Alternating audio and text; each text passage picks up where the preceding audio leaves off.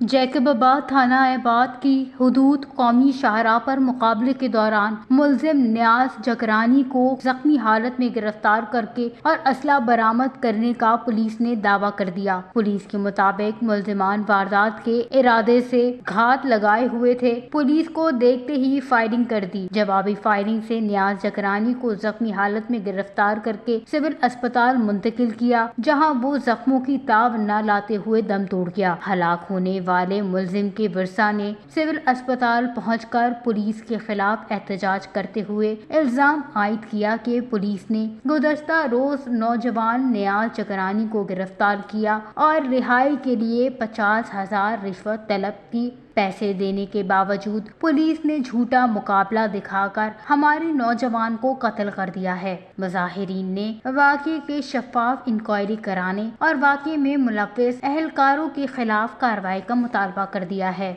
वश न्यूज़, जैकबाबाद, सिंध।